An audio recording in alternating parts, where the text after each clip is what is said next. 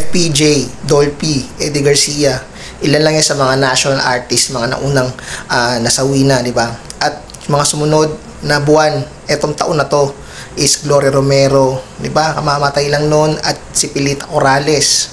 At ito nga, yung kamakailanlan, si nag-iisang superstar, Nora Aunor, is, yun na nga, nasawi na rin po, mga ka-Triple R TV.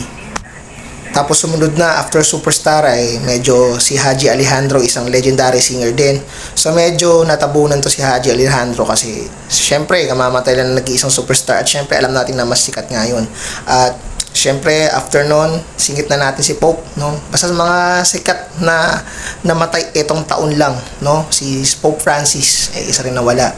At ito nga lang, hindi pa natatapos siguro yung 40 days ni Miss Nora Aunor.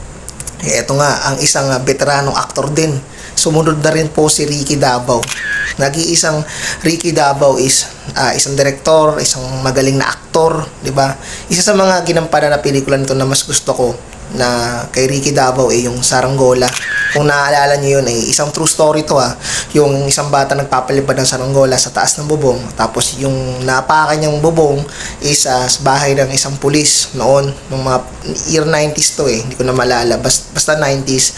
After noon, ayun, napikon yung pulis, lumabas ng bahay at nakita nga niya nagpapalipad ng saranggola at agad niyang binaril. Isa yon sa mga talagang true story life na napakagandang pelikula, no? At isa yun sa may award po dito sa Ricky Davao. At syempre, yung si Nora Aunor, yung mga hindi natin matawarang pelikula is nakakalungkot isipin, no? Parang nauubos na yung mga ating mga legendary artista, no, dito sa Pilipinas.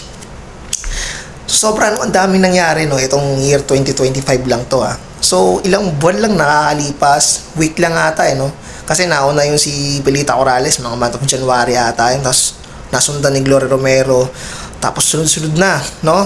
Tapos eto na nga agad si Miss Nora Aunor, 'di ba? Tapos nasingit pa si Pope Francis, no? Nawala rin, isa sa mga kilalang tao. Syempre after nun, Haji Alejandro, and eto na nga, no, si Ricky Davao. Parang nakakagulat nung una kong makita to sa mga social media. Inisip ko baka fake lang, no? Kasi kung naalala nyo si Chris Aquino di ba? Pinipilit na sawi na daw, pumanaw na daw, no? Mas naunahan pa nila Ricky Davao ni Miss Nora Aunor itong si Chris Aquino na alam naman natin na ang tagal lang may sakit, no? Hindi naman pala totoong nawala itong si Chris Aquino. So update kay Chris Aquino, still lumalaban pa rin sa kanyang sakit.